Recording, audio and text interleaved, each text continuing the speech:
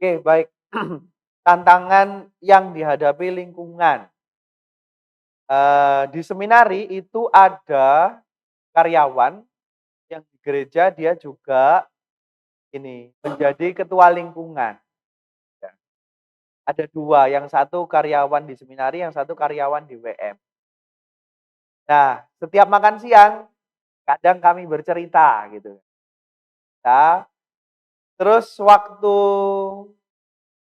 pendalaman APP yang lalu, ya, ketika pendalaman masih berlangsung, lucu ketika ini ditawari, umat lingkungannya ditawari, "Kita mau adakan pendalaman di mana, silahkan mengisi rumahnya siapa, ketempatan dan sebagainya." Nggak ada yang ngisi. Dua-duanya kesulitan untuk mencari siapa yang mau menjadi tuan rumah, rumahnya ditempatin. Itu baru nyari tempatnya begitu, belum lagi nyari pembawanya gitu kan, dan sebagainya. Belum lagi nyari. Jadi benar yang dikatakan Bapak Aris tadi ya, bahwa Gereja Keuskupan Surabaya sekarang ini lagi gencar mempromosikan lingkungan sebagai akar, ya kan? Tetapi di akar rumput sendiri seperti diceritakan ketika kita mau masuk ke sana, lingkungan ini kesulitan sekali untuk menghidupkan, menggerakkan. Dan faktornya banyak. Kalau mencari alasan itu enggak kekurangan alasan. Kerja, kan, terus rapat. Jadi anggota lingkungannya juga ada yang misalnya di paroki jadi seksi apa begitu. Ketika ada acara lingkungan, rapat, nggak bisa datang.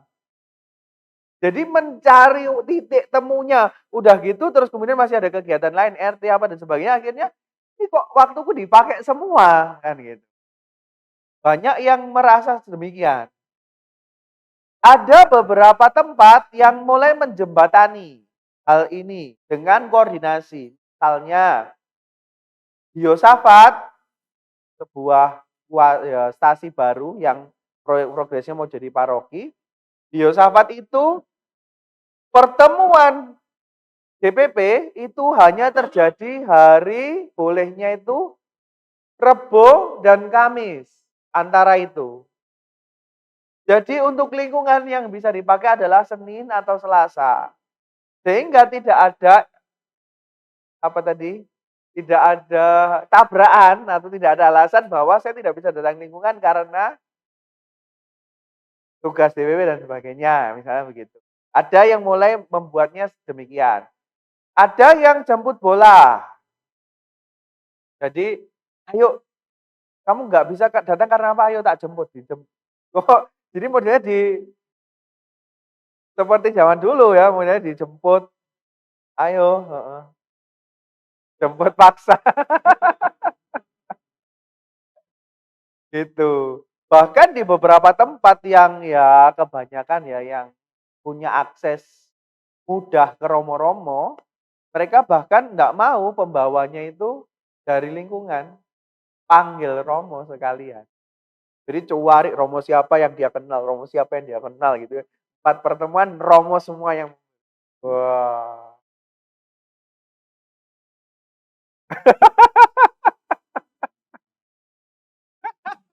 Nah itu untuk menarik umat juga mungkin ya, kalau umat mendengarkan, kalau yang didengarkan romonya kan lebih marem daripada mungkin koncone dhewe gitu. Jadi ada begitu banyak cara, tapi juga itu pun ternyata tidak bisa itu satu cara tidak bisa diterapkan di semua tempat gitu. Bagaimana memotivasi? Saya pikir kita perlu mungkin bergerak ke ininya dulu. Eh, esensinya apa?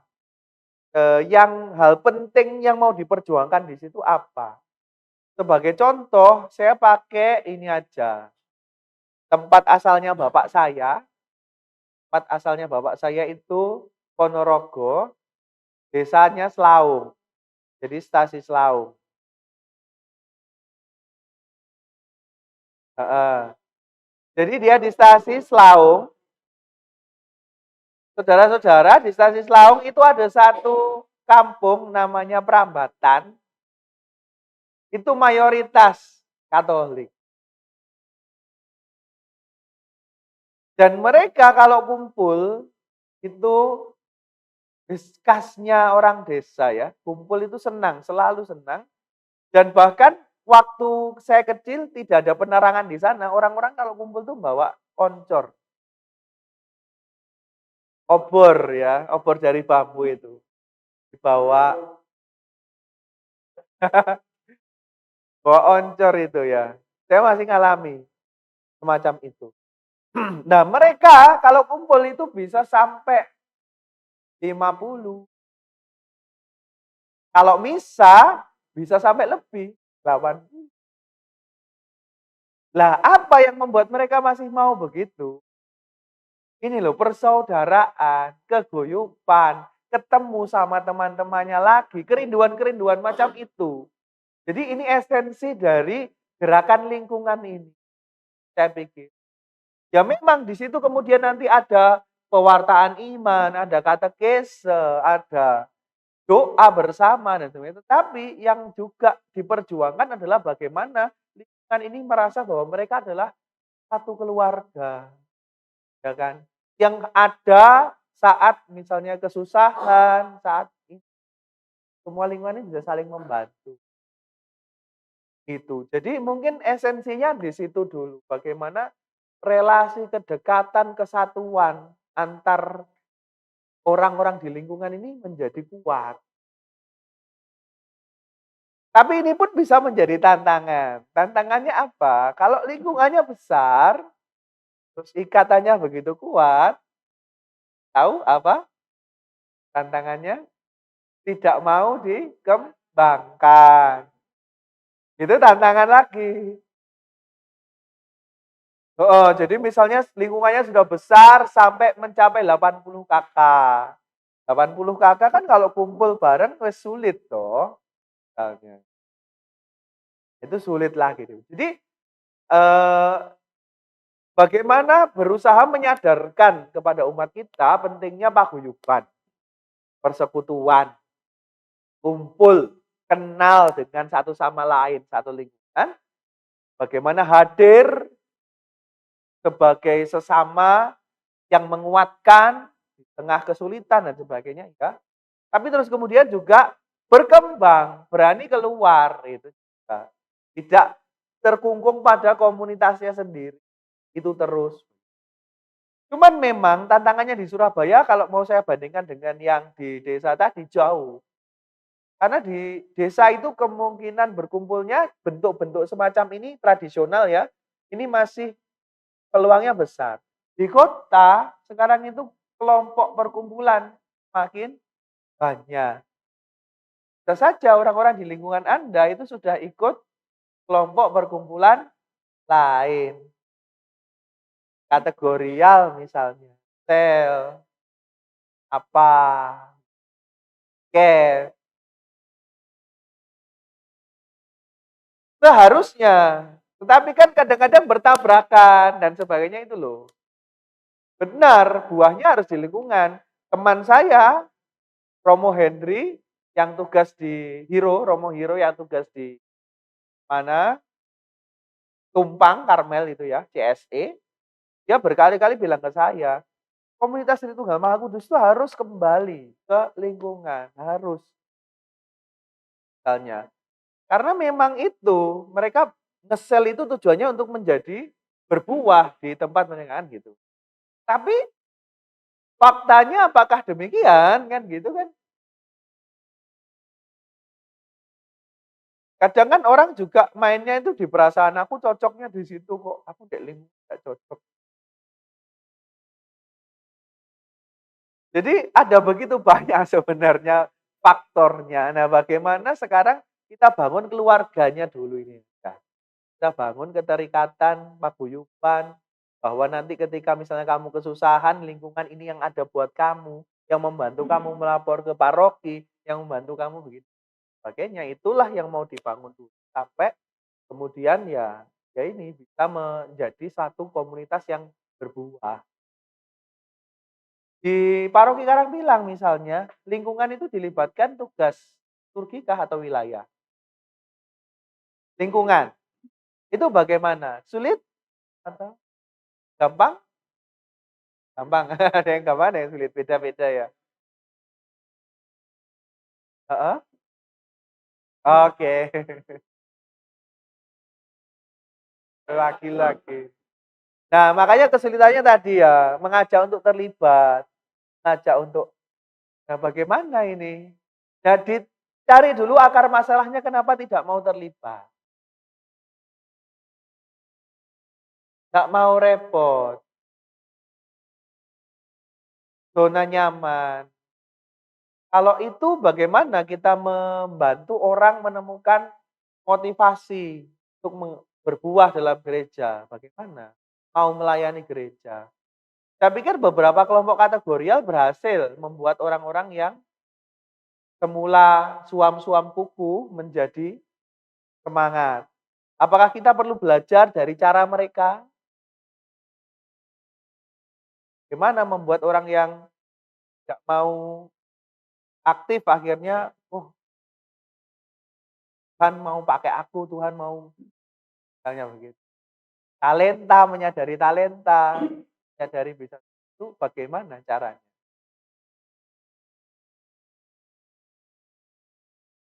Kembali sendiri gitu ya. Kalau domba hilang dicari kok tapi. Iya.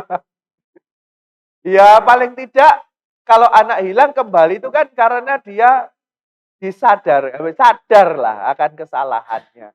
Nah kalau nggak sadar ini piye carane kan gitu.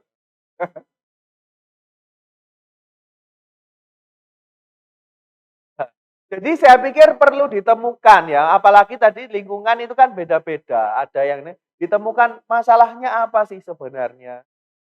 Dan dari masalah itu bagaimana lingkungan dan juga perangkat lingkungan bisa ya apa ya, menjawabi persoalan itu sesuai kebutuhannya. Apakah mungkin karena terlalu banyak tadi acara ataukah mungkin karena itu tadi tidak mau terlibat, cari aman, nggak mau ketanggungan. Apakah karena takut, nggak bisa, tidak percaya diri, kan misalnya. Ini hal-hal semacam itu perlu digali, terus ya ini ditanggapi dengan program.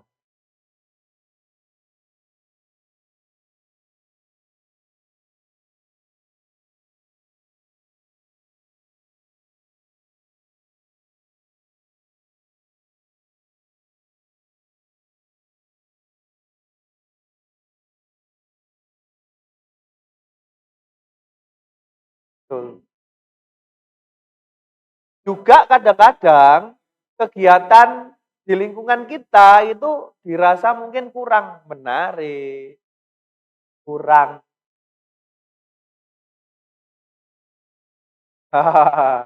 ziarah Gua Maria, oke sing melu.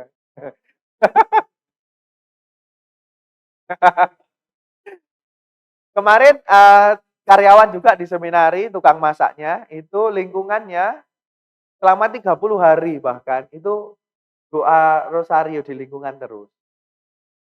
Jadi terusan. Tetapi ya terus itu, ada buntutnya adalah penutupannya nanti kita ke mana gitu. Wah, Lord Lourdes Posarang, ya. Mungkin semacam itu bisa, nanti lihat kebutuhannya, lihat dinamikanya masing-masing lebih seneng ke yang devosi atau lebih seneng ke yang diskusi atau lebih seneng kan ini beda animonya. Heeh, ya. Kalau saya ini pencinta kegiatan informal. Kalau saya dikasih judul seminar, itu rasanya kayak aduh lapo sih ngono kan.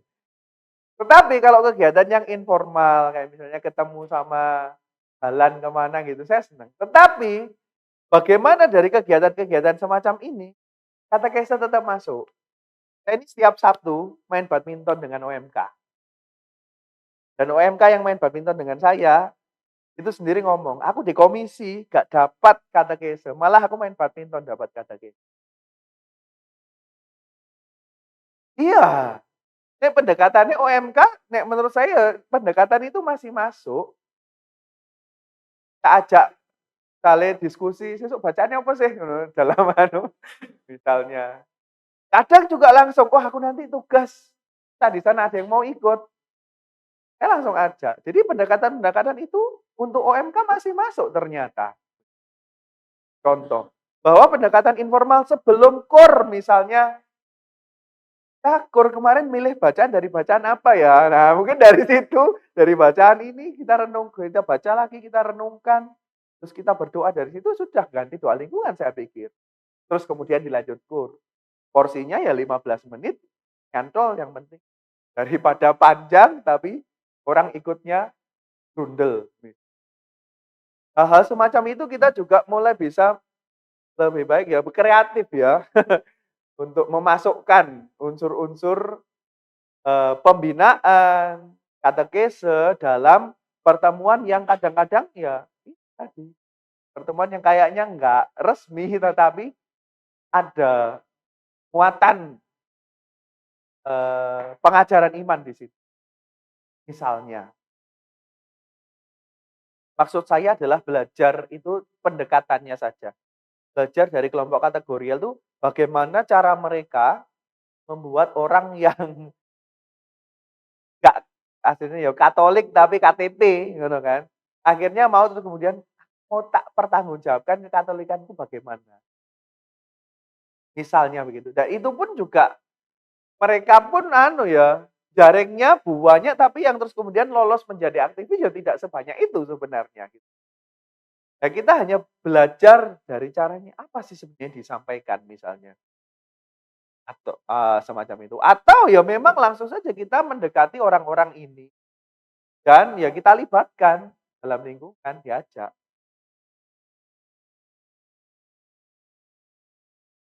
Cuman yang saya tahu memang ini tadi jadwalnya biasanya tabrakan. Yang saya tahu misalnya di Yosafat itu saya pernah memberi jadwalnya, "Loh kok yang datang sedikit?" "Oh ini ikut sel di mana?" "Oh ikut." Macam itu memang. Karena ya wis mereka ini wis lintas, bisa dibilang lintas teritori. Kalau kita ada pastoral itu kan teritorial, kategorial. Nah ini sekarang bicaranya di wilayah teritorial.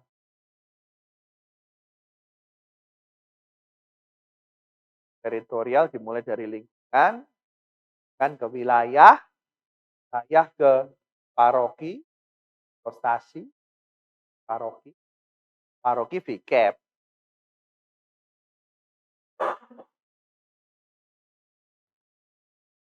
Ya benar, terima kasih. Jadi benar demikian. Dan itu sudah disiapkan memang untuk besok ya, untuk persiapan kita membuat program, bahwa tidak menutup kemungkinan dengan yang tadi dibilang kerasulan. Tetapi yang memang langsung garisnya lurus, langsung itu adalah sumber dan formatio. Betul. Bahwa sumber itu sangat diperlukan di formatio. Jadi formatio ini tidak nyari katekes sendiri, enggak. Tapi ya dapatnya dari terus formatio ini tidak mengajarkan tentang liturgi dan sebenarnya sendiri enggak, tetapi dapatnya dari sumber. Dan justru dari situ dengan masuknya sumber ke formatio, akhirnya nanti orang-orang yang bergerak di bidang sumber pun bisa bertambah sebenarnya. Karena itu tadi, menangkapnya kita ya dari sana. Makin melibatkan banyak orang ya dari bidang formatio itu tadi. Itu. Benar demikian, itu yang besok ya terutamanya akan kita dalami lagi dan memang fokus kita ke situ. Untuk menanggapi persoalan dan sebagainya ya persoalan tidak akan pernah habis. Justru itu menjadi tantangan kita, ya. Oke, kita lanjut aja dulu ya. Lanjut aja dulu, nanti kalau masih ada mau diskusikan, kita diskusikan lagi. Nah, sekarang karena kita tadi sudah dipilih, sudah menjawab ya. Bagaimana kita menghidupi, bisa dibilang ya, pilihan atau jawaban ya kita itu. Maka di sini memang spiritualitasnya apa? Dalam melayani gereja itu spiritualitasnya apa? Saya mengambilnya ya ini spiritualitas yang bernafaskan Ardas Keuskupan Surabaya. Dan ini mau menunjukkan apa? Yang menunjukkan buah-buah dari karya penggembalaan uskup kita bagi jemaatnya. Ardas itu dibuat melihat situasi konkret dari ya, yang mewakili Keuskupan Surabaya. Kan begitu. Dan dari situlah dibuat arah dasar yang membuat kita ini satu kawanan yang digembalakan oleh Monsinyur kita. Nah, ada Keuskupan Surabaya sendiri ya ini ya. Persekutuan murid-murid Kristus yang semakin dewasa dalam iman, guyup, penuh pelayanan dan misioner. Jadi kalau kita mau ambil spiritualitasnya, kita ambil dari nilai-nilai itu saja. Kita ambil dari itu. Dan itu pun ada banyak. Ada buahnya. Ini yang dikatakan oleh tadi Pak Priyo itu profiling tadi ya. Umat Keuskupan Surabaya setelah mengikuti Ardas ini, jadinya kayak apa sih? Itu profiling. Ya. Jadi setelah digembalakan oleh uskup kita selama 2 periode ya, atau lebih. Ardas ini 2 periode tuh sudah. Ya, sudah kedua kan ini, ya kan? Ya. Bagaimana kita nanti menjadi umat gereja Keuskupan Surabaya yang menunjukkan itu persekutuan murid yang dewasa dalam iman, guyup, penuh pelayanan, misioner. Nah, kemudian buku Ardas membaginya dalam 5 butir. Kemuritan, persekutuan, dewasa dalam iman, guyup dan penuh pelayanan, terus misioner. Tuh. Nah, kemuritan, profilingnya bagaimana? Murid yang seperti apa? Ini saya nulis butir-butirnya saja. Ya, ini tulang-tulangnya saja, dagingnya di mana? Di buku, gitu kan. Dagingnya di buku. Tapi ini paling tidak dari sini ini saya sudah sederhanakan yang paling gampang kita pahami. Kemuritan. Yang pertama, mendengarkan Yesus. Guru. Gurune sopo? Yesus. Sebagai murid, kita jelas ya, guru kita siapa? Yesus. Yang kita dengarkan adalah Yesus.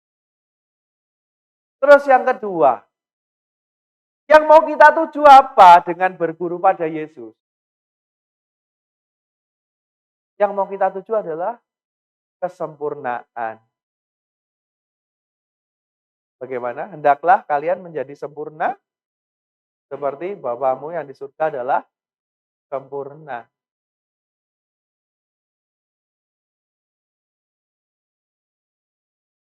Menuju kesempurnaan.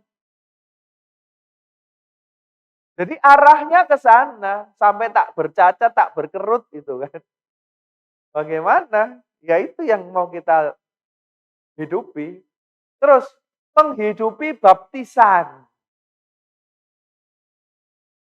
Menghidupi baptisan ini gak sesederhana itu.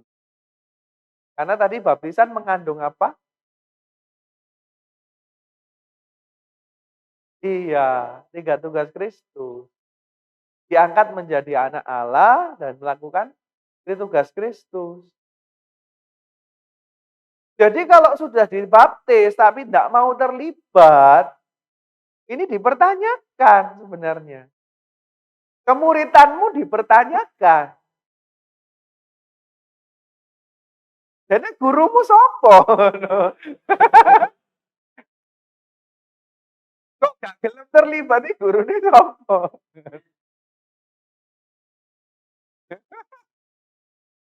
Itu. Terus berikutnya adalah mewartakan Injil. Jadi menghidupi baptisan, terus mewartakan Injil. Injil itu apa? Kabar gembira. Jadi tidak terbatas pada sabdanya itu, tapi juga gembira. Kabar gembiranya apa? Nilai-nilai kekatolikan yang kita lakukan. Jadi sekarang itu bukan soal ngomong bahwa Yesus itu baik, saudara-saudara. Enggak hanya sekedar gitu. Tapi bagaimana dari kehidupan saya, itu sudah tercermin bahwa saya ini orang yang bersyukur karena Tuhan sudah begitu baik sama saya. Ya hanya dari situ saja.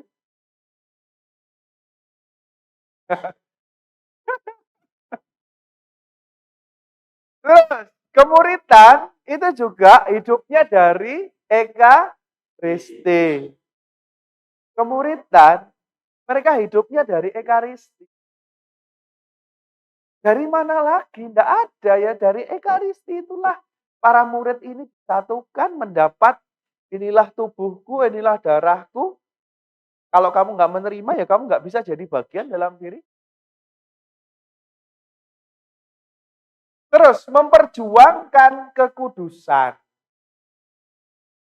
Jadi murid itu yang diperjuangkan adalah kudus, menjadi kudus. Angel.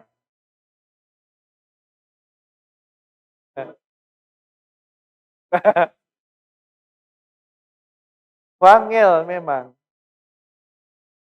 Fotonya Opus Dei gerakan ini adalah menguduskan diri lewat pekerjaan sehari-hari. Jadi jangan bayangkan kekudusan itu waduh doa 1 hari misalnya 3 jam gitu ya. Jangan dibayangkan begitu. Saya malah belajar dari Romo-Romo Opus Dei. Ketika doa rosario, kami itu doa rosario setiap hari di komunitas. Jadi setelah makan siang jam 2.15, selesai jam 3, dan kami visitasi itu sejenak berdoa di depan sakramen Maha Kudus, pendek sekali, tidak panjang. Ya?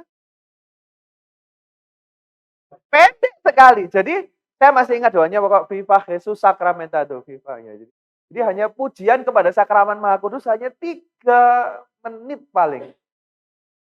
Terpujilah Yesus dalam sakramen Maha Kudus selamanya. Itu diulang-ulang, terus kemudian ada doanya singkat, selesai, doa pribadi, terus keluar dari kapel. Setelah itu kami ada ngobrol-ngobrol, minum kopi. Kenapa? Karena kan tidak tidur setelah itu. Jadi supaya tetap melek, minum kopi. Atau kalau pas pesta ya minum-minum yang agak lebih keras gitu kan.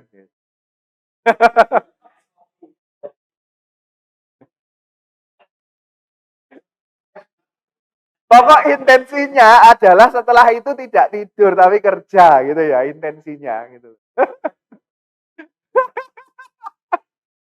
Nah, setelah itu selesai kami doa rosario. Dan bagaimana biasanya doa rosario dilakukan? Sambil jalan di ruang rekreasi, terus ada yang sampai keluar, tapi ya masih di kompleks itu. Dan itu terbiasa, akhirnya memang berangkat sekolah sambil jalan gitu, kan di sana memang biasa jalan kaki ya. Berangkat sekolah rosario, pulang sekolah rosario, gitu aja.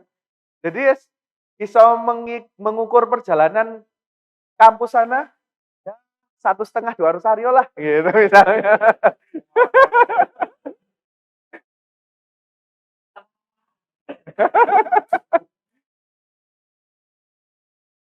Nah itu yang dimaksud dengan menguduskan hidup dengan ini tadi, pekerjaan sehari-hari. Jadi jangan dibayangkan kekudusan itu sing wow dari jangkauan kita enggak. Nah. Terus menghayati laku tobat. Ini termasuk dari bagian kekudusan tadi. Kekudusan itu hanya bisa diraih, bisa didapat kalau kita bertobat terus Terus. Karena jalan kekudusan ya pertobatan itu sendiri. Jalan kekudusan ya pertobatan. Kalau enggak bertobat, ya enggak bisa.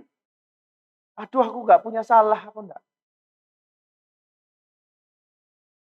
Menderita bersama Kristus. Ini juga bentuknya pengorbanan.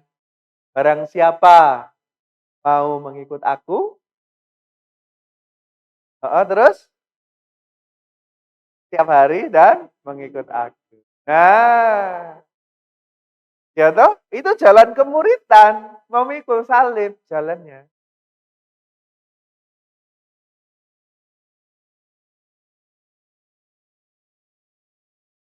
Itu. Terus yang terakhir mensyukuri rahmat panggilan. Bahwa para murid ketika mereka bekerja di tepi danau, ya kan, terus mereka mendapat panggilan, ayo ikut aku, kamu akan jadi penjala manusia. Nah, mereka sampai pada itu tadi, mensyukuri panggilan yang mereka dapat dari itu. Anda dapat panggilan lewat telepon tadi kan, lewat SMS, lewat WA.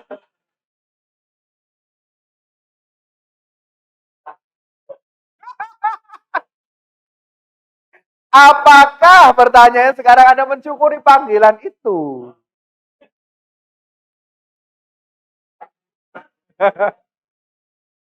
Nah, ini yang direfleksikan sekarang. Dari nilai-nilai itu, nilai-nilai kemuritan ini, apa yang sudah kupunya? Dan mana yang belum? Mana yang pengen kuperjuangkan? Ini baru satu loh. Baru kemuritan aja. Ya. Terus kemudian, persekutuan. Spiritualitasnya apa? Yang pertama adalah mengusahakan persekutuan. Kayaknya gampang. Tetapi enggak mudah. Kita itu kerap digoda oleh roh pemecah belah. Kenapa? Roh pemecah belah itu wujudnya apa sih?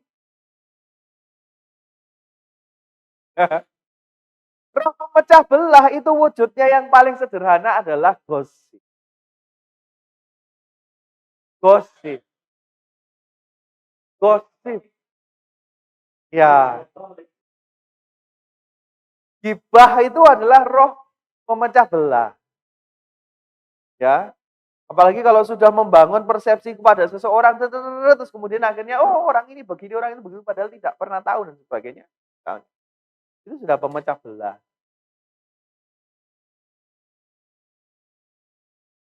Nah, menggunakan persekutuan. Bagaimana supaya rukun? Terus menyertakan Allah Tritunggal. Ini spiritualitasnya. Kenapa? Kenapa kok Allah Tritunggal? Kenapa?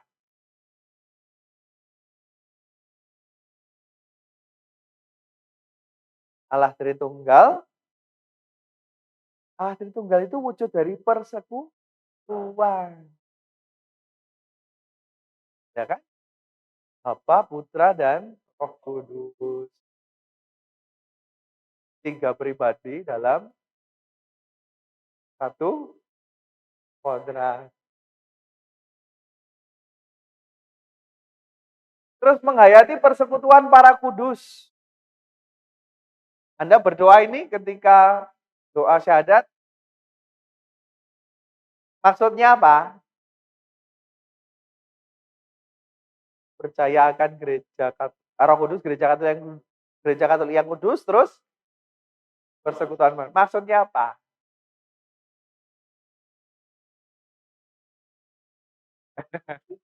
Enggak, tapi persekutuan para kudus ini maksudnya apa? Yang dimaksud apa? Hanya satu sanda? Gereja juga. Kenapa gereja itu kudus? Anda orang berdosa tuh?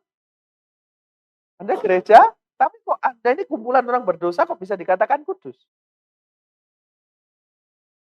Hah? Terus? Terus? Ya, dikuduskan terus-menerus lewat sakramen.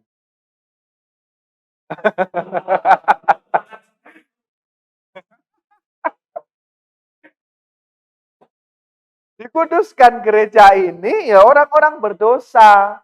Tetapi dari orang berdosa ini dihimpun, dikumpulkan untuk dikuduskan di dalam Tuhan. Yang memanggil kita, yang menghimpun kita itu tadi. Dan ya menguduskannya lewat apa? Lewat karya keselamatan Kristus yang dihadirkan dalam sakramen.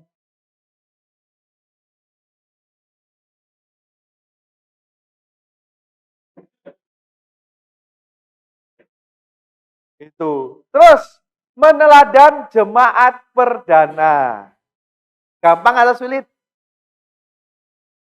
Sulitnya di mana?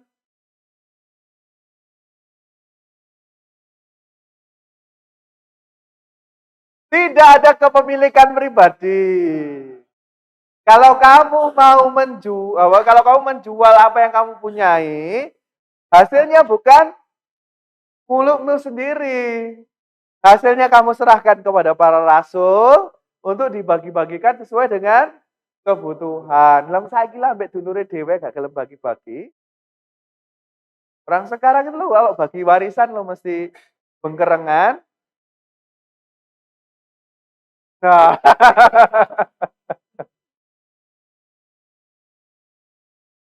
ini sulit sekali meneladan jemaat perdana. Mereka selalu berkumpul dalam doa, diajak doa lingkungan mau? Nggak mau. Kerja. Kerjanya ya untuk diri sendiri, akhirnya kan gitu. Jadi orientasi pada persekutuannya ini loh yang kemudian dipertanyakan. Orientasinya kebanyakan untuk dirinya sendiri. Kebanyakan begitu. Bahkan kadang-kadang ada yang ini berkedok pelayanan untuk diri. Kan sempat begitu ya, sempat ada yang menyindir secara demikian. Itu bahwa semuanya untuk persekutuan ini dan bagaimana kita berusaha dan jemaat perdana tidak ada ego. Mereka bertekun di bawah pengajaran para rasul. Terus menjadi jembatan gereja dan dunia. Jadi gereja dan dunia ini nggak jalan sendiri-sendiri, tidak terpisah. Dokumen Konsili Vatikan kedua, ya, Lumen Gentium, terus kemudian juga Gaudium et Spes, itu mengatakan bagaimana gereja hadir di tengah-tengah dunia untuk menjadi garam. Jadi kekudusan itu tidak hanya untukku, tapi bagaimana aku datang ke dunia dan menguduskan juga. Hadirannya begitu. Persatuannya di sini. Terus menjadi pelayan persekutuan yang khas. Yang dilayani adalah persekutuan. Ya. Menghidupi pelayan persekutuan yang khas itu siapa? Misalnya ya imam, mamat, itu kan. Itu pelayannya. Menghidupi persekutuan dalam perkawinan. Menghayati Kristus dalam gereja keluarga. Nah, terus ini hubungannya dengan yang tadi, menggarami dunia, menjadi jembatan tadi. Terus memahami struktur pelayanan gereja. Ngerti strukturnya DPP? Strukturnya bagaimana? Ketuanya itu siapa? Romo. Terus di bawahnya Romo Paroki ada apa? Namanya apa biasanya itu? Sekretaris DPP terus? Bidang-bidang. Kenapa kok kita harus ngerti ini? Kenapa kok kita harus ngerti struktur ini? Ya, kenapa kita harus ngerti hierarki? Why?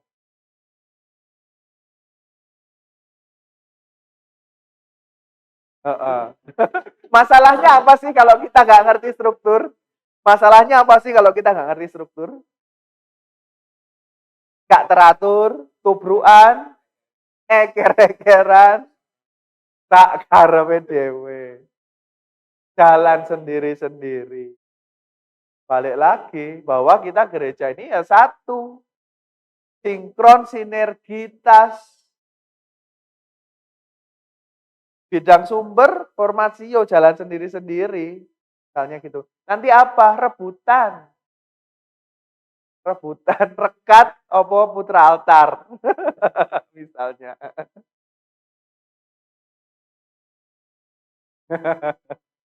Misalnya begitu. Padahal harusnya kan bisa sinkron.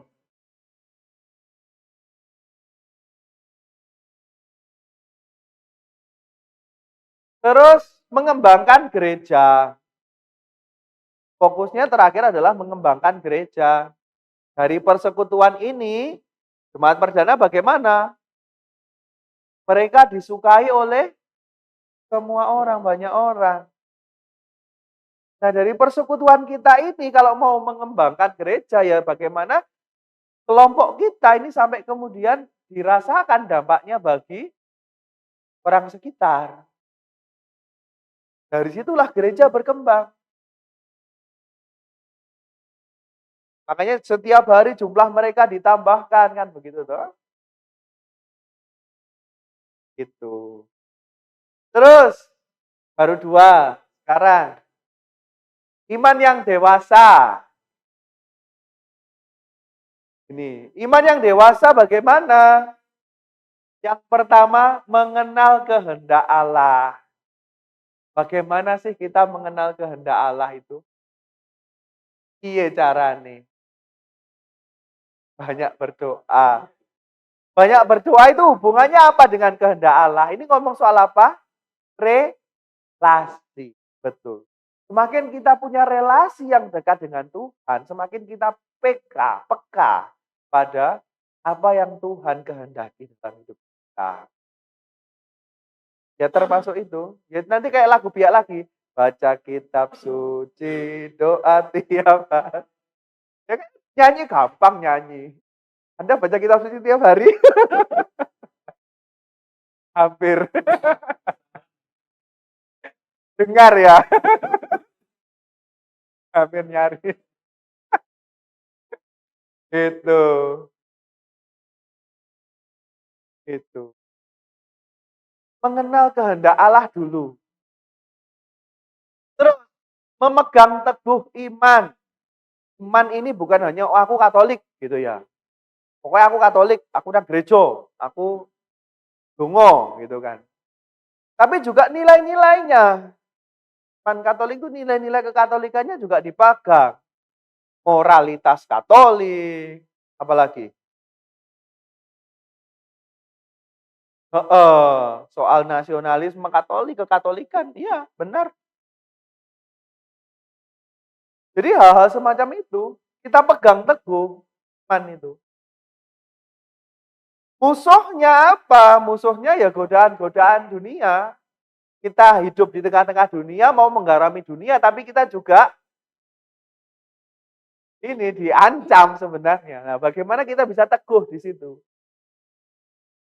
Ini iman yang dewasa begitu. Terus, memiliki pengharapan hidup kekal. Ini hubungannya dengan apa lagi? Kalau hidup kekal? Kredo. Kredo Anda ada hidup kekal enggak? Melip. Tetapi itu masuk kredo kita loh. Ya toh? Kebangkitan badan, kehidupan kekal. Lapo sih kok kita mikir kehidupan kekal itu?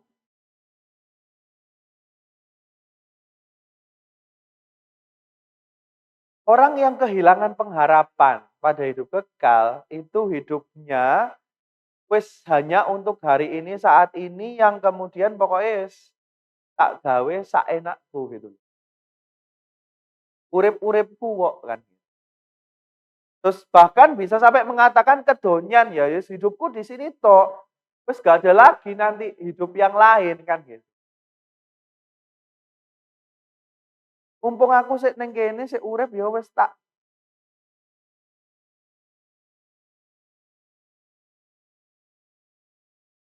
Iya. Jadi yang dikejar adalah kebahagiaan dunia.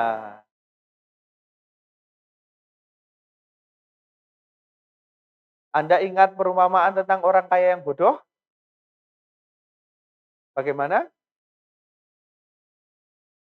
Iya, jadi dia membuat lumbung yang besar, hasil panennya dimasukkan situ semua buat dirinya.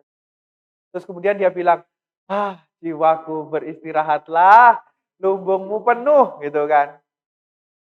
Mati. Terus ya oh, terus sopo?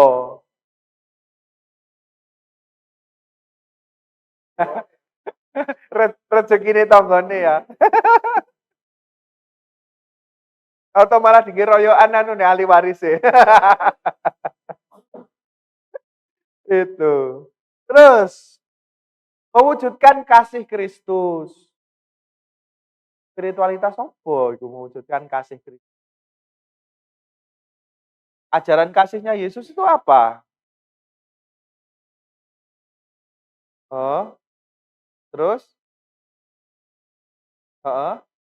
Bahkan kalau Yohanes, dalam Injil Yohanes, selain musuh, ketika mengasihi orang lain, seperti aku mengasihi kamu.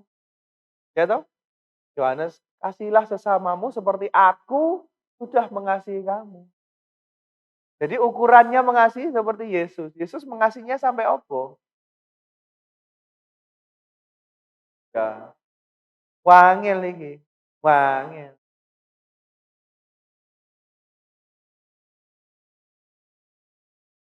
Kalau ya ini mendasarkan diri pada Ekaristi. Ekaristi adalah yang itu tadi. Wujudnya kasih Kristus ya Ekaristi. Kita sudah mengalami kasih Kristus ya dalam Ekaristi. Sudah bagaimana kasih itu kita bagikan. Terus merefleksikan hidup menurut kitab suci. Itu yang mengenal kehendak Allah tadi toh. Rajin berdoa, rajin baca kitab suci, akrab dengan itu, kitab suci. Terus bagaimana hidupku juga saya refleksikan dalam sabda Tuhan. Menjadi pelaku sabda. Terus 8, imitatio Christi. Meniru Yesus. Mengikuti jalannya. Terus mengandalkan bantuan Roh Kudus. Karena ya nggak bisa. Salah satu kelemahannya orang adalah apa? Lupa. Enggak. Saya ini gampang lupa. Kalau nggak lupa, ngelupa. Ngelali. Itu. Iya. Itu salah satu kelemahan kita. Nah, ingat bahwa Roh Kudus ini adalah yang mengajar dan mengingatkan kita tentang Yesus. Maka kalau kita ini gampang lali, kan? Ya ini, mohon bantuannya Roh Kudus. Kalau orang-orang sing sampai kerasukan atau sampai lupa diri kan eling, eling, eling. Terus mewujudkan iman dalam tindakan. Iman tanpa perbuatan adalah tunjukkanlah imanmu tanpa perbuatan dan aku akan menunjukkan iman. Iya caranya menunjukkan iman tanpa perbuatan. Ngowos, yang ngomong aja. Gabut. Terus menampakkan nilai-nilai kekatolikan. Tadi ya. Terus ini, apa nilai-nilai kekatolikan ini? Adil, arif, berani. Uga hari ini saya pakai buku apa pakai bahasanya pedoman ya gini. Adil itu ya adil.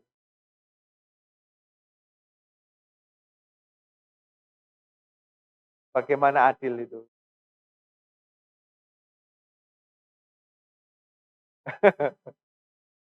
Ini kayak zaman dulu tuh ada APP tuh ngomong tentang ini kalau nggak salah ya.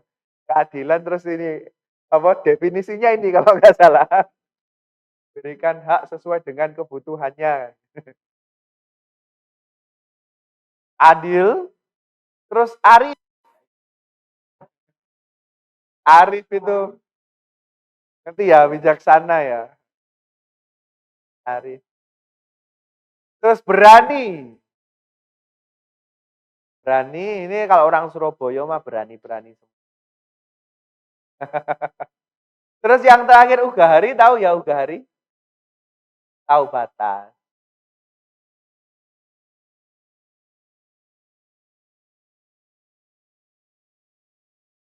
Ugahari. Terus terakhir menghasilkan buah-buah pelayanan. Jadi iman yang dewasa itu yang itu tadi terwujud dalam perbuatan. Perbuatannya apa?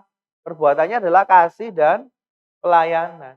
Sudah, tidak ada yang lain. Kalau iman yang dewasa tapi masih berkutat pada dirinya sendiri, ya enggak cocok. Terus guyub dan melayani. Menghayati kerukunan. Guyub kan, hayati kerukunan. Terus mengutamakan solidaritas. Solider. Menaati tata hidup bersama. Menghargai perbedaan. Perbedaan itu kekayaan kan gitu.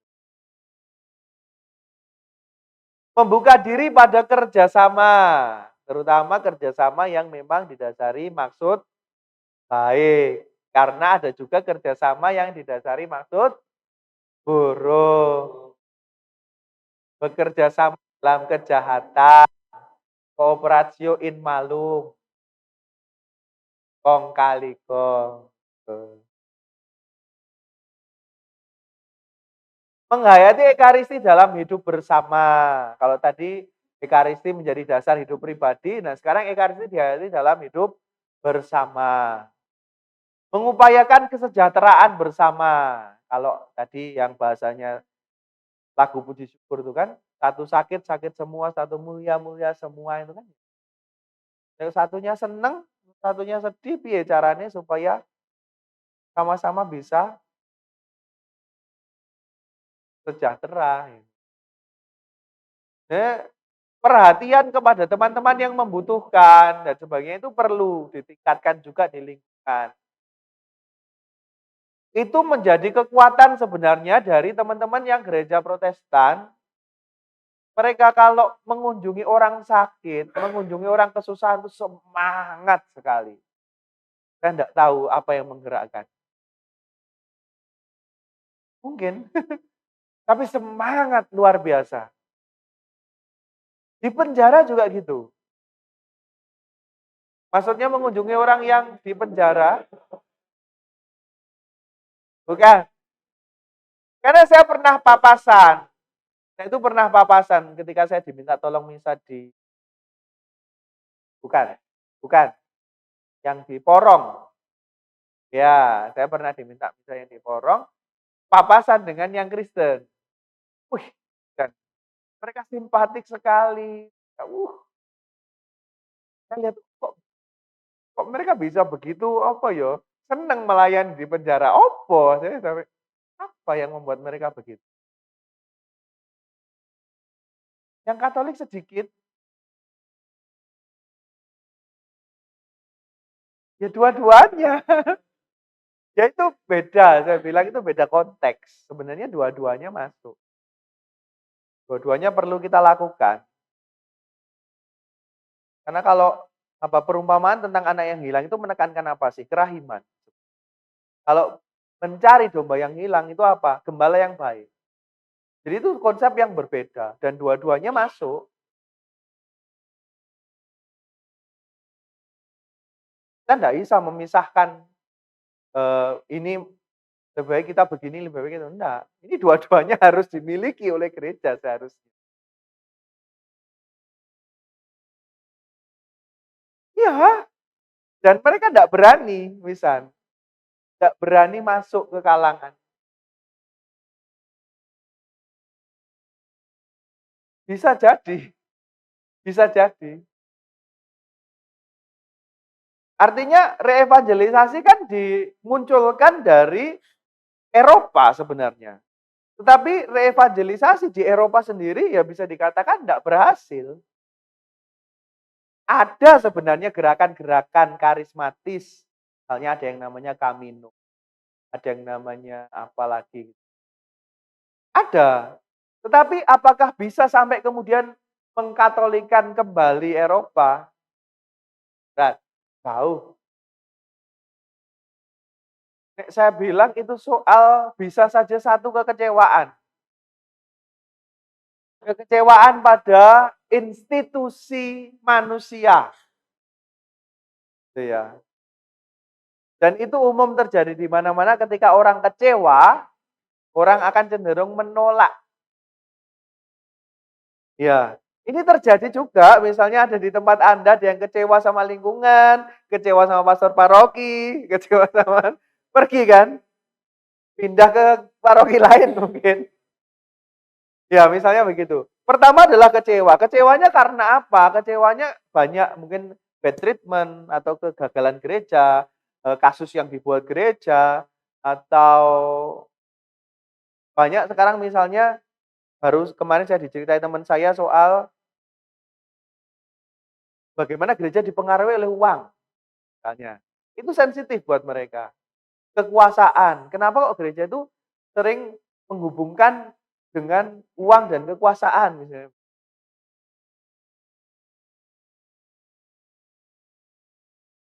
Institusi, institusi. Jadi ini bukan yang umat Allah ini tadi lah, bukan ya, ini institusi.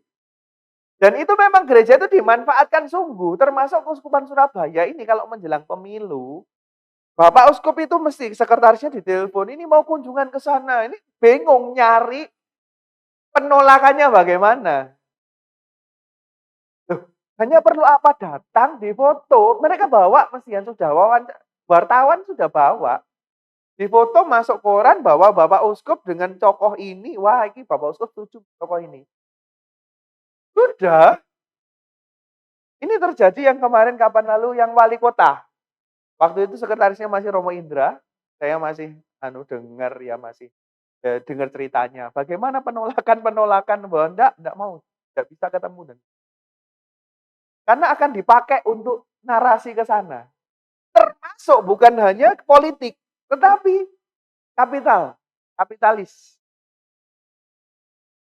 Orang-orang pengusaha-pengusaha pengen foto dengan Monsignor. Kenapa? Ya berarti kayak gereja ini kayak sedang mendukung gerakan kapitalis ini. Dan berusaha mendekat ke situ. Ya. Nah ini memang bahayanya di situ. Dan narasi yang dibuat media itu ngeri. Nah di Eropa, narasi yang dibuat karena kasus-kasus dan sebagainya itu besar. Sehingga orang-orang itu biasa ngomong kalau ngomong soal Katolik, korup, apa gitu.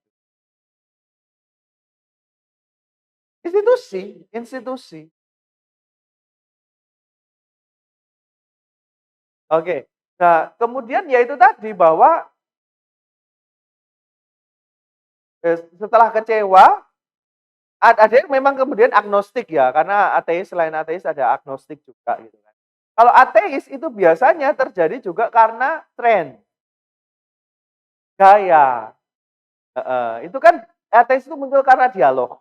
Dialog dengan kebudayaan yang sedang muncul di sana misalnya karena bagaimana membuktikan Tuhan. Buat apa kamu percaya pada hidup kekal tadi misalnya. Tuhan itu kan urusannya nanti sama dengan surga, hidup kekal dan sebagainya. Nah, orang-orang semacam ini wis kayak lelah, jenuh dengan apa iki? Uripku ya nek kene, Tuhan atas diriku adalah aku sendiri kan gitu.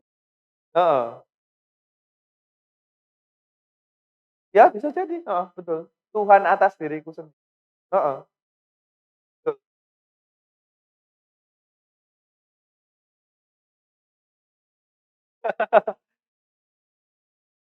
Nah itu, memang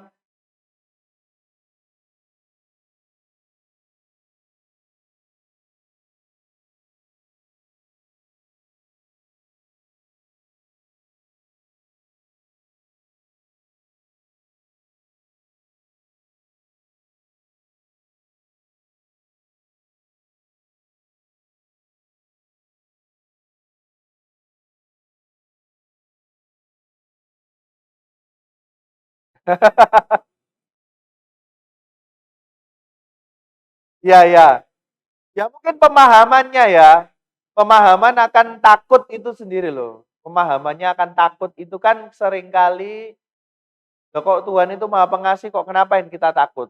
Kan gitu toh. Jadi ketakutan macam apa yang dimaksud dengan roh takut akan Allah itu? Takut dan tunduk kepadamu dimanapun kami berada, kan begitu. Ajarilah kami untuk takut dan tunduk kepadamu dimanapun kami berada. Soal apa ini? Soal Engkaulah yang punya hidup. Engkaulah yang berkuasa itu atas hidup kami. Takutlah kepada yang bisa mematikan, bukan hanya mematikan tubuh, tapi juga jiwa. Kitab suci kan begitu. Siapa yang berkuasa? Tuhan. Kalau dibunuh orang mah nggak masalah, yang penting jiwa kita selamat kan gitu. Nah ini jiwamu nggak selamat loh urusannya kan dengan itu. Ya, oke. Ini sampai kemana-mana ya. Mengupayakan kesejahteraan bersama, mengenali kebutuhan sesama, kenal ambek sing dibutuhne sesamaku apa. Jadi nek ngasih sumbangan, ngasih perhatian, ngasih hadiah misalnya begitu ya, kalau bisa yang sesuai dengan yang diperlukan gitu. Kebutuhannya apa? Termasuk ketika lingkungan tadi, membuat kegiatan lingkungan kebutuhannya apa? Formatio mau bikin program kebutuhannya apa? Liturgi, bidang, dan sebagainya, kerasulan kitab suci, katekese, kebutuhannya apa umatnya? Terus meningkatkan kemampuan untuk melayani. Nah ini soal apa? Ngupgrade diri. Kalau semula aku melayaninya bisanya cuma sampai tahap ini ya bagaimana itu terus di-upgrade sampai aku bisa melayani yang lebih besar lagi.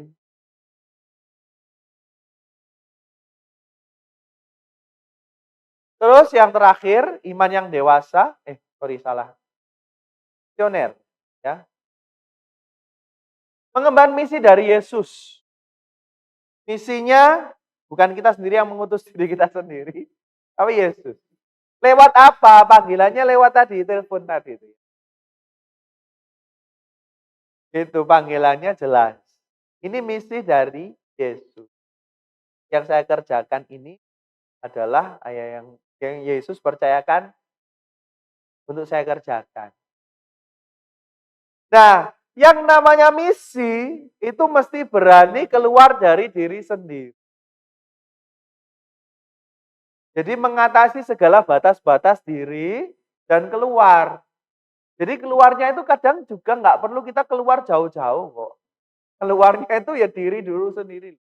Keluar dari kebutuhannya tadi, "Oh, aku wis kerja suwe, aku burung rekreasi, aku burung." Nah itu, keluar dari hal-hal semacam itu sebenarnya. Jadi untuk membuat orang bisa terlibat adalah menyadarkan semangat misi. Nah kalau dikatakan tadi misalnya lingkungan, kenapa kok sulit sekali terlibat? Mungkin ini penanaman misionernya memang kurang. Belum bisa menantang orang untuk keluar dari kebutuhannya sendiri. Nah, kalau kita ngomong butuh-butuhan, apa orang nggak punya kebutuhan? Kan gitu. Semua orang punya loh. Nah, kenapa kok ada yang mau, ada yang enggak? Kan gitu. Nah, ini perlu ditanamkan. Siap sedia menjadi pekerja misi, punya kesiapsediaan. Siap sedia ini sebenarnya bukannya soal ketika aku tidak dilibatkan, ketika aku tidak menjadi pelayannya, ya kan? Misalnya sudah temanku yang ditunjuk, aku di situ kan bukan berarti terus kemudian nggak peduli. Ya itu kan urusannya temanku, ngapain? Urusannya dia ya biar dia yang melakukan, kan begitu. Enggak, tapi justru siap sedia ini artinya apa ya? Mendukung, support. membantu, menolong, itu kesiapsediaan.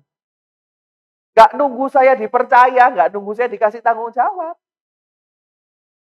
Kan begitu. Terus mengembangkan budaya damai. Mengembangkan budaya damai. Jalannya damai. Ini kekasannya Katolik juga sih sebenarnya. Jadi untuk konfrontasi itu seminimal mungkin begitu kan. Damai. Menghayati kekatolikan dan patriotisme tadi yang 100% Katolik, 100% Indonesia di situ. Terus yang terakhir memperjuangkan iman terus-menerus sampai mati. Itu, nah ini nilai-nilainya. Nah sekarang dari sini mari kita merefleksikan diri kita masing-masing. Ini di akhir sesi kita ya, sudah jam 9 lebih. Bisa ditulis di mana? Di HP atau di...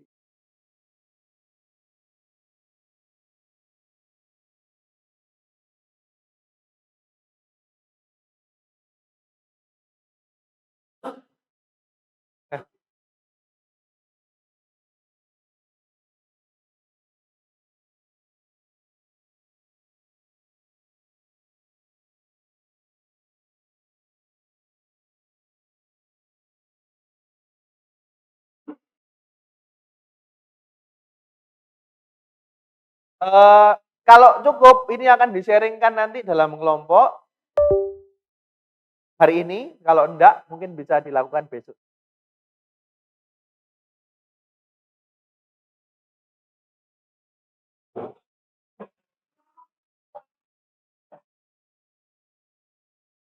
Ya, jadi ini yang direfleksikan ya. Yang pertama, mengapa sih aku mau terlibat dalam pelayanan gereja, khususnya DPP bidang sumber ini? Ya, jadi ini urusan hati Anda masing-masing. Apa sih yang Anda cari? Apa sih yang Anda kehendaki? Apa sih yang menjadi motivasi Anda untuk mau?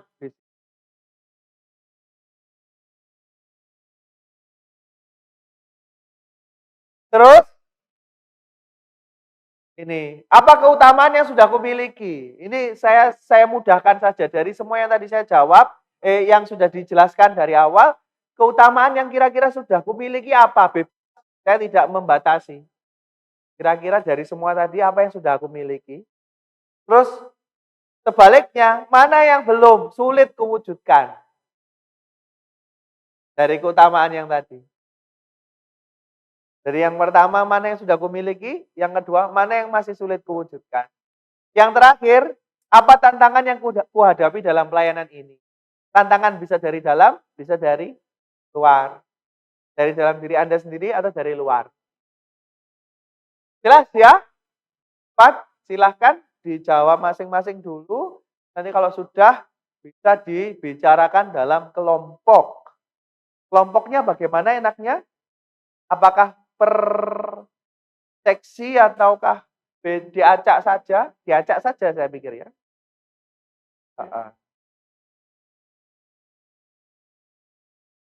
Ya, diacak saja.